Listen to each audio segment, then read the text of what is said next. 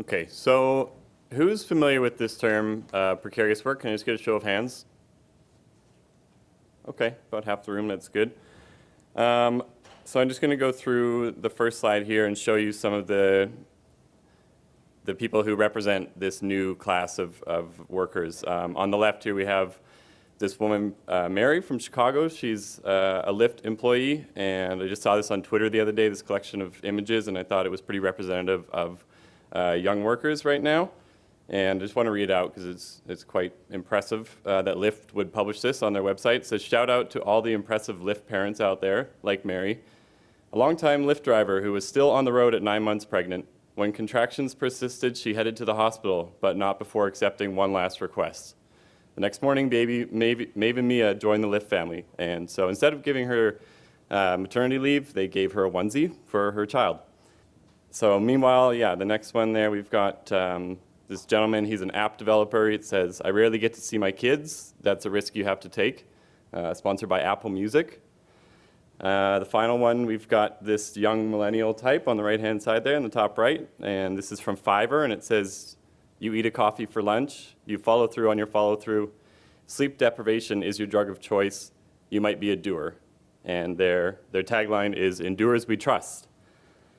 But before, it was anything for $5. So Fiverr, basically, you can, if anyone's not familiar with it, you can put a contract out there for anything for $5. But so what is precarious work? It's any situation where a person finds themselves in unstable, low quality, inequitable, and temporary employment that lacks the security of tenure. So this type of work is now associated with what people are calling the gig or the sharing economy. And although this formal version of precarious work is how it became to be known as a mainstream issue today, precarious work has typified the informal economy for decades, but I'll get into that shortly. So how did we get here? Well, there was something called the standard employment relationship in Canada that most people had known for a long time until the 1980s, and it was associated with a full-time, full-year employment relationship where the employee has one worker, the worker has one employer, and they work on the employer's premises, and they have access to social benefits through that employer. And those were the terms of the standard employment relationship that many of us grew up knowing. But that's changed since the 1980s through neoliberal policies, and there's really been a departure from this type of employer-employee agreement. And the government at all levels is not really implementing too many interventions to prevent that from eroding a lot of the social safety net that employees have enjoyed until recently. And just to give you an idea of what this means for people, income mobility is really dropping rapidly for young people right now. It's now estimated that young people currently have a 50% chance of earning a greater income than their parents did, whereas 40 years ago in 1976, that chance was 90%. So income mobility is really dropping rapidly. What does this mean in the Canadian context? Well, precarious work is certainly on the rise in Canada.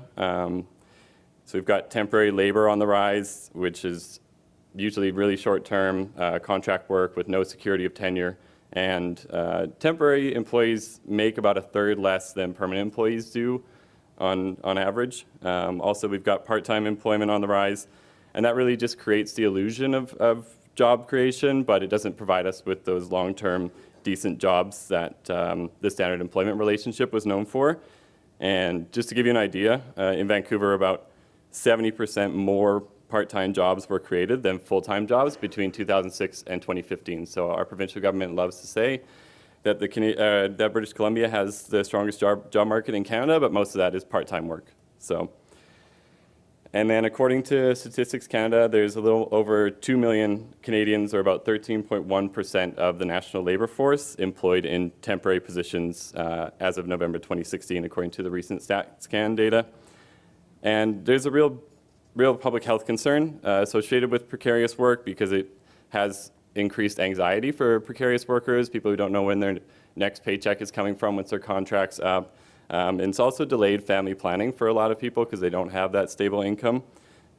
And then we have this wonderful quote from our federal finance minister, Bill Morneau, from October 2016 from a press conference where he really kind of solidified the government's stance on precarious work. I just want to read it out to you. It's quite kind of shocking for young people such as myself. It says, how do we train and retrain people as they move from job to job to job? That's 3 jobs there. Because it's going to happen, we have to accept that. So we're accepting it, but they haven't really provided any frameworks to kind of prepare for that. So at Habitat 3, there was not there was some discussion about precarious work, but not a whole lot of mention of it in the New Urban Agenda, but it still came up at a number of sessions, and it was also recognized in the local economic development issue paper that came out as a precursor to the conference. So that issue paper notes that while agglomeration economies that happen in urban centers have a really great potential to lift people out of poverty, they also can have the opposite effect if they're left unchecked. So it's a bit concerning if we don't look after them.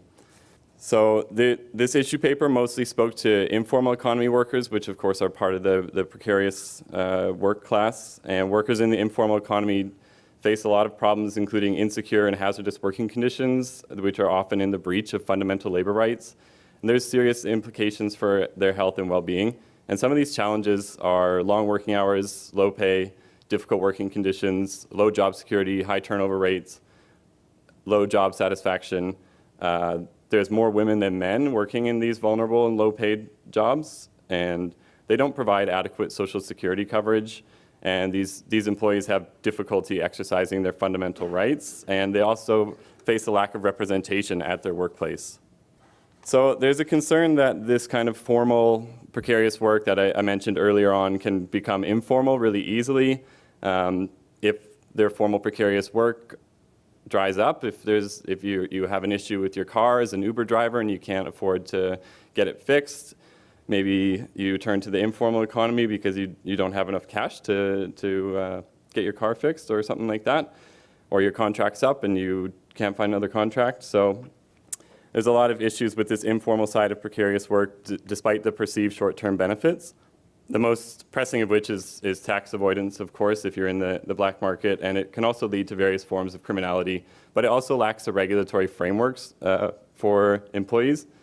And of course, minority and vulnerable populations are already often in situations of informal work just due to perceptions of employers or language barriers or their legal status as citizens.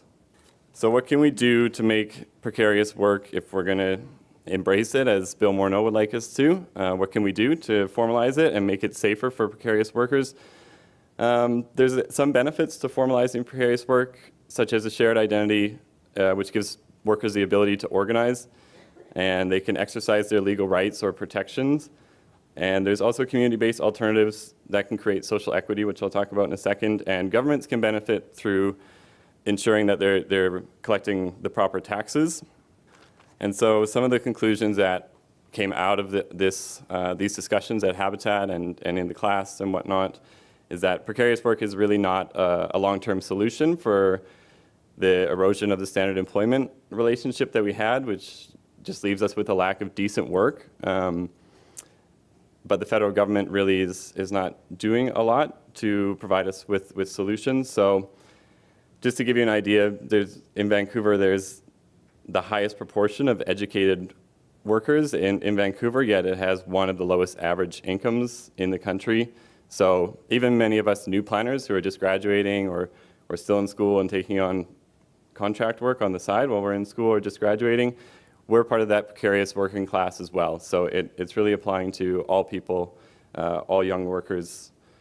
So it's a big concern, and some people are saying, universal basic income is the answer to this, but I don't really believe that, and I'm not alone in that for sure, because I don't think that a standalone market-driven policy like UBI is really going to solve the solution on its own. It has to be paired with some government interventions to increase the social safety net for precarious workers, because the cost of living is rising so rapidly, it's going to outpace the amount of basic income that is being distributed. But there are some solutions or some potential community-based solutions, such as the Urban Worker Project or the Retail Action Network. These are organizations which are not necessarily unions, but they're out there to help people in precarious situations organize and come up with some creative solutions to a lot of these issues.